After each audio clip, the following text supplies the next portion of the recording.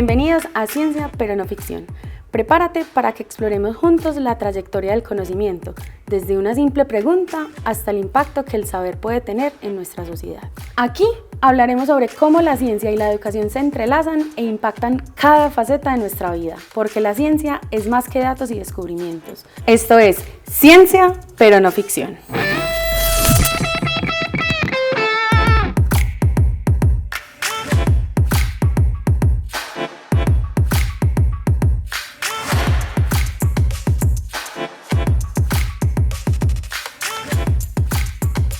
Bienvenidos todos a un nuevo capítulo de Ciencia pero no ficción en una segunda temporada. Hoy tenemos como invitado a Ricardo Mejía, investigador de la universidad, pero voy a dejar que él se presente y nos cuente qué hace actualmente en la universidad.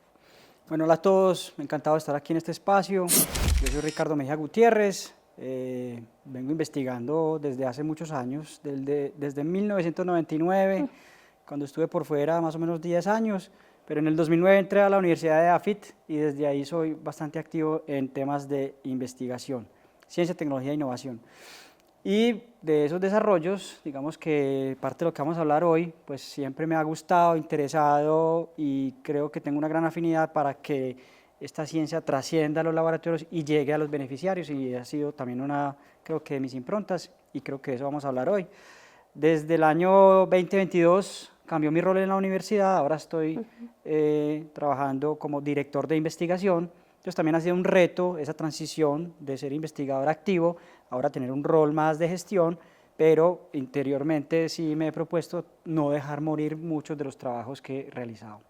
Ricky, contémosles que tú pues has tenido muchos procesos con nosotros, pero actualmente tenemos uno que tiene que ver con los temas de movilidad eléctrica. Contémosles de qué se trata el desarrollo que tenemos actualmente en el proceso de transferencia.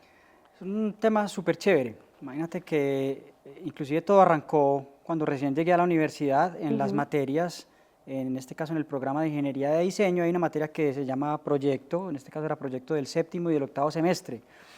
Y en una transformación que le dimos a esa materia empezamos a incorporar el tema de movilidad sostenible, pero no podíamos arrancar con movilidad tan grande, entonces arrancamos como en pequeña escala y empezamos a enfocarnos en personas en situación de discapacidad. Entonces esto era también interesante porque particularmente yo tenía un tío que estaba en esa condición, entonces tenía cierta afinidad al tema, y en esos proyectos que empezamos a trabajar con estudiantes empezamos a ver que eran ideas novedosas, que era bastante factible, que la tecnología ya lo permitía y que no había una oferta en el mercado para eso.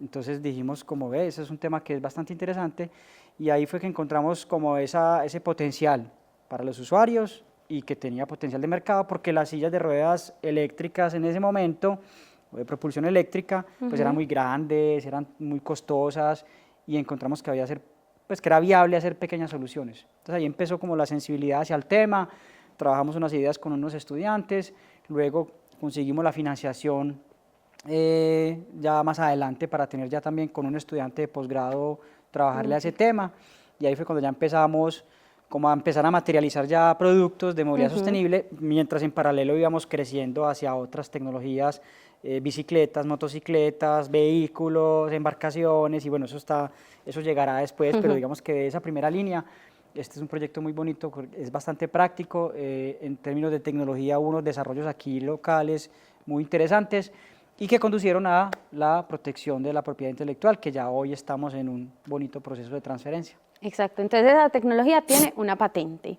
Digamos que cuando obtuvimos pues la patente, también coincidió con el proceso que tuviste de transición como a la parte administrativa, que fue como uno de los retos que hemos vivido en este proceso de transferencia, y fue como, bueno, si el inventor pasa a la parte administrativa, ¿qué caminos tenemos? Y me acuerdo que cuando lo hablamos fue como, bueno, nos toca ser muy creativos.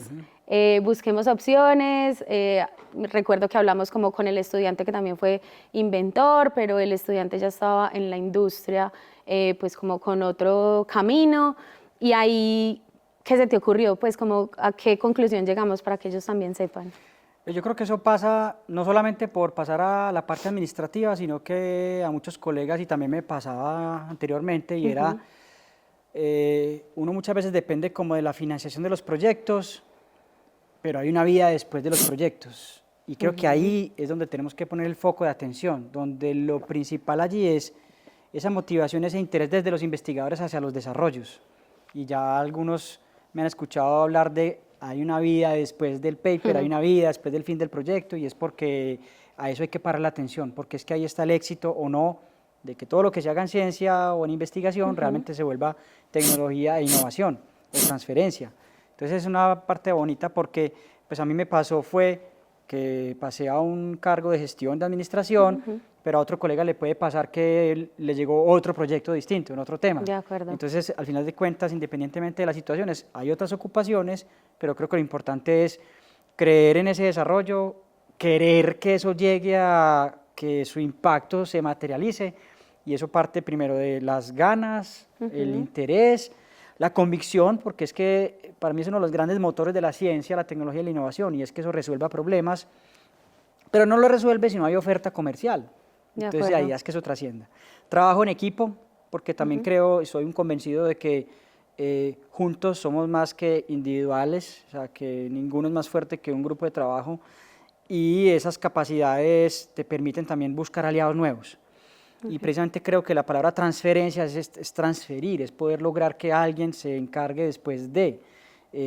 No es imposible, pero es difícil pensar que uno como profesor se va a encargar toda la vida de algo, porque entonces también tu capacidad se limita a eso, cuando tú puedes hacer muchas otras cosas más. Claro, o que incluso también aquí como para desmitificar algo, y es que se le entrega a la oficina de transferencia, entonces ya la oficina de transferencia es quien se encarga. Realmente esto, como lo decís, es un trabajo colaborativo, y parte del proceso es interactuar con diferentes actores, que es como parte de lo que mencionas. Cuando mencionas como todos esos actores y en esta transición para que hoy estemos hablando de transferir este producto, contanos el rol de los investigadores, de tus colegas, y contanos también un poco del aliado, pues cómo fue conseguirlo, cómo ha sido ese proceso para vos también ya estando un poco desconectado con este proceso, ya que estás en la parte administrativa.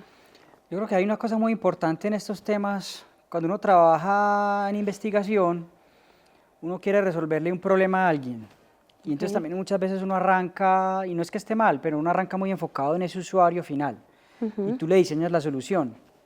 Pero eso es en lo que conocemos el desarrollo tecnológico, que no necesariamente es el desarrollo del negocio, que es lo que le puede dar vida a esto realmente. Tú puedes tener una tecnología perfecta para un usuario, pero si el usuario no puede acceder a ella, pues no hacemos nada. Entonces, en ese camino doble, muchas veces en los proyectos nos enfocamos tanto en el usuario que al final es como, listo, usuario, venga, y él, buenísimo, pero yo solo quiero uno, ¿quién me lo va a vender? ¿Quién me va a hacer el mantenimiento? ¿Quién me va a responder? Entonces, al final de cuentas, uno tiene que saber aliarse y rodearse para encontrar quién es el aliado que pueda fungir como ese rol, que es el que al final de cuentas va a recibir esa tecnología y que va a ser él el que finalmente la va a ofrecer, con unos acuerdos claros, evidentemente, que eso es lo que ya se logra, y con el apoyo pues, de transferencia de la universidad logramos clarificar mucho esas conversaciones y desmitificarlas, pero eso es súper importante porque eso es lo que va a lograr que se pueda materializar al final de cuentas. Entonces, uno trabaja, claro, mucho con los usuarios para resolverles su necesidad, pero algo que no se puede olvidar y es, bueno, ¿quién al final de cuentas se lo va a ofrecer? Ahí también sucede cuando a veces se monta como el emprendimiento del profesor, el emprendimiento de los estudiantes, que es algo también ideal, pero también uno puede buscar ese tercero, que es el que puede finalmente adoptar ese producto y efectivamente poder hacer esa oferta para que no solo ese usuario, sino muchos otros puedan hacer o acceder, digamos, a esos desarrollos. En ese camino que nos explicas, pues eso se denomina una cadena de valores. Listo, yo tengo que resolverle a los usuarios una necesidad, pero también tengo que pensar en el caso tuyo y en el caso del dispositivo que creaste, es quién lo va a producir. Y muchas veces durante ese proceso tenemos que hacerle cambios a la invención. Contanos un poco cómo es la experiencia de, bueno, yo tengo una patente, pero cuando la voy a transferir es posible que incluso tenga que modificarla. Contanos qué vive el investigador cuando tiene que pasar por este tipo de procesos. Eso es súper chévere porque muchas veces uno, y tú lo dijiste ahora, la transferencia es como, Tomás, te lo transferí y ya me desentendí, eso no funciona. O sea, realmente eso no es así. La transferencia realmente antes demanda más atención de uno, por eso digo lo de la voluntad y querer, es porque es como estar presto para resolver esas dudas y esas inquietudes que surgen en ese proceso. Y lo primero que siempre sucede es el diseño para la manufactura. De hecho, está en la teoría de diseño y es cuando yo diseño un producto, una oferta, yo siempre manejo prototipos. O sea, de la ciencia, de la investigación, salen los prototipos. Eso no se vende. ¿Qué es lo que pasa? Que este tercero, este aliado, o la spin-off, o la universidad, o quien sea que lo vaya a fabricar, tiene que adaptar el diseño de entrada a los procesos de fabricación. Hay toda una teoría de diseño detrás de eso, y eso implica en temas de masificación, de adaptación a las máquinas, a los procesos, al empaque, y ahí hay que hacer todavía unos procesos de rediseño y de ajustes. En otra tecnología nos pasó que también logramos que la empresa lograra, listo, venga, yo me encargo de fabricar. Solamente, la primera pregunta, los planos. Vea, no, los planos no están bien, no tienen las cotas como son. Listo, los materiales. Bueno, ahora, y hay que hacer un montón de trabajo con la empresa para que la empresa, el éxito de, para mí, el inicio de un proceso exitoso de transferencia es que esa empresa o ese tercero logre fabricar casi que sin nosotros el producto. Entonces, esa transición entre el prototipo, perdón, que sacamos y que ya la empresa logre producir por sí sola el producto, ahí hay un camino grande que requiere mucho acompañamiento, mucha transición, mucha transferencia, es que esa es la palabra. La palabra transferencia es de conocimiento, no es de te lo transferí, pues me brinqué la barrera y te lo di. Y que te vaya bien. Exactamente. De hecho, en estos temas de transferencia, cuando uno, pues lo primero que hace es firmar un acuerdo donde vos decís, pactas esas condiciones de cómo va a suceder la transferencia y lo que vos llamás como de yo transfiero inicialmente, pero a que el tercero sea capaz de hacerlo sin mí, eso es lo que llamamos una transferencia efectiva, porque efectivamente no es solo firmar un contrato, es que cuando hacemos este tipo de relaciones estamos, como digo yo, casándonos, no es como que ya ahí te dejo mi hijo y mucha suerte, sino que es una relación que se sigue incluso no solo construyendo de cara a ese dispositivo, sino que también resultan nuevas necesidades, que ese es pues como uno de los grandes valores de la transferencia. Ricky, como has contado, pues llevas muchos años trabajando con nosotros, haciendo investigación, tratando de transferir resultados y en este camino han pasado muchos proyectos. Pero en la actualidad tenemos dos muy encaminados hacia la transferencia. ¿Cuáles crees que son como las diferencias que hemos tenido en estos dos procesos actuales y cuáles son los principales retos que hemos tenido que afrontar en los que quizás hoy tenemos un poco en stand-by? Que hemos hecho diferente en estas dos tecnologías? Yo creo que aquí hay algo que también uno puede anticipar y es, yo diría como dos temas que pueden ser barreras o oportunidades. Yo diría que es un tema, por un lado, de escala y por otro lado, de reglamentación. ¿Por qué? Porque es que la innovación precisamente lo que está moviendo es la frontera del conocimiento. Son cosas nuevas, son cosas desconocidas.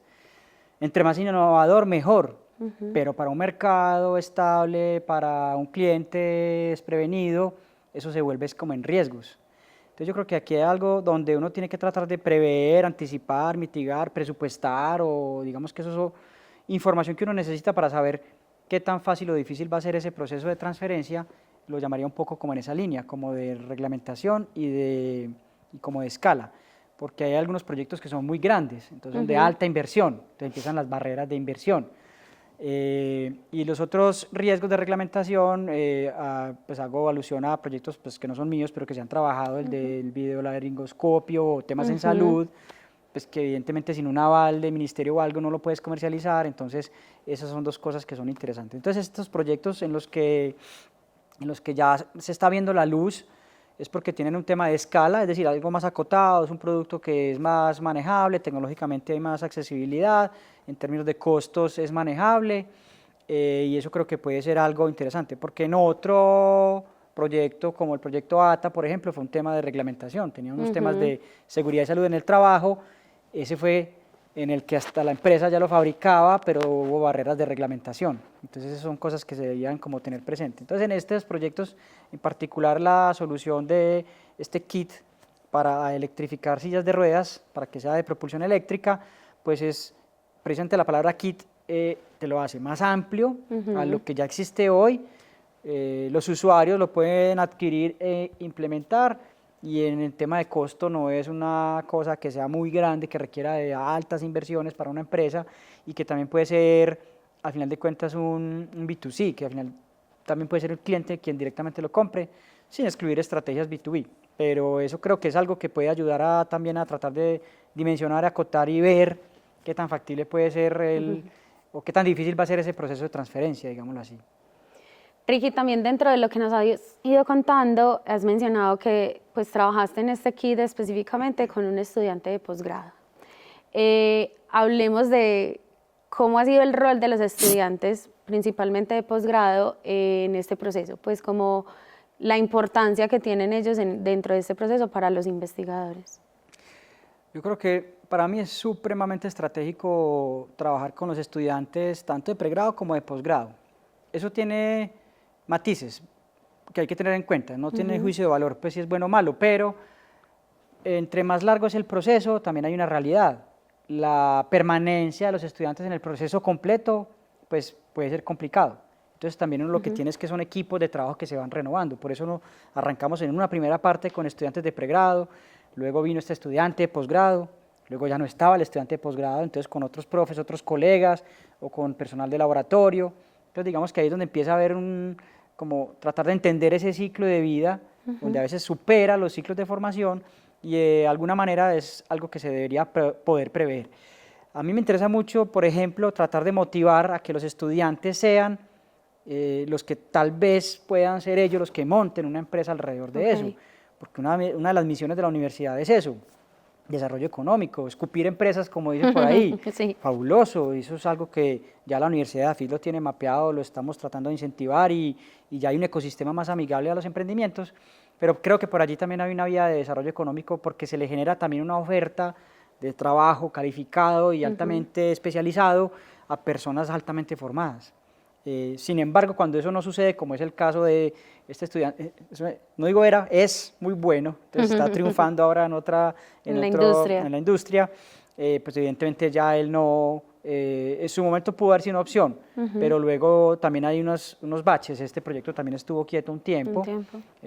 Hasta que con la convocatoria de alistamiento tecnológico, que es una herramienta fabulosa, se pudo, digamos, reactivar y digamos que por eso pues no hubo como esta posible continuidad. Con los estudiantes de pregrado al principio también, venga, hágale, pero los estudiantes de pregrado tienen otras motivaciones e intereses, entonces eso hay que tenerlo en cuenta. Pero si te fijas, eso no es barrera para que esto suceda. Por eso hay que tratar de perseverar, insistir cuando se tiene una cosa interesante y con esa búsqueda de aliados, búsqueda de colegas, esos potenciales de oferta, creo que esos son la combinación buena para que esto pueda llegar a buen término y en ese punto estamos. Ricky, ahorita nos contaste que habías vivido por fuera del país. A partir de esa experiencia, ¿cuáles fueron como los mayores aprendizajes que pues traíste cuando volviste al país? Que estamos desperdiciando el talento nacional.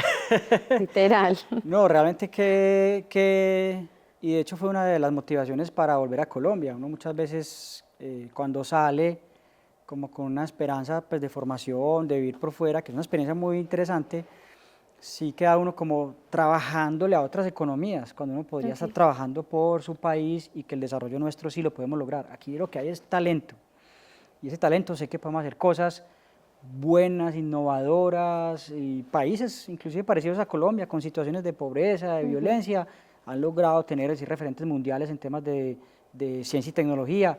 Colombia, ¿por qué no? Creo que es un tema de posibilidades y todo esto que se está movilizando son plataformas precisamente para favorecer eso, para que nuestro propio talento nos permite ofrecer soluciones contextualizadas a nuestros problemas y no tener que estar importando soluciones y ser dependientes tecnológicamente, en este caso de otras ofertas internacionales. Tenemos las capacidades, el talento y estamos trabajando en creérnosla y en encontrar los mecanismos para que eso suceda. Yo creo que eso es clave y siempre lo he encontrado en la experiencia que llevo de que nos falta confiar más en la ciencia colombiana como motor de desarrollo económico. Y creo que vamos, como vos decís, por un buen camino, pero creo que sí nos falta acelerar un poquito más esa confianza que nos falta. Ricky, para que vamos terminando, contanos un poco más sobre las motivaciones tuyas para no tirar la toalla, porque hemos tenido muchos procesos que hemos ido dejando como en stand-by por diferentes motivos, pero seguís persistiendo. ¿Qué es lo que te motiva para seguir? Precisamente en lo que acaba de mencionar de cómo ese talento nacional sí nos permite resolver nuestros problemas, eso es algo que en lo motivacional efectivamente ese es el rol de un profesor universitario. Más allá de solo dar las clases y formar a las personas, es formarlas en contexto, formarlas a partir de proyectos y creer que hay posibilidad de solucionar problemas de nuestro contexto. Entonces es un tema donde estoy convencido de, esto ayuda a romper esos techos de cristal donde uno no se da cuenta y hasta los mismos mercados no se dan cuenta de que aquí hay posibilidades de oferta de soluciones. Y eso es algo que yo siempre he mantenido como muy pendiente y es la manera en que uno sí deja como un legado. Esa real transformación. Esa real transformación se logra a través de que estas cosas, y estamos llenos de no solo de talentos, sino de cosas transferibles, que pesar que se queden en cosas transferibles, deberían ser transferidas.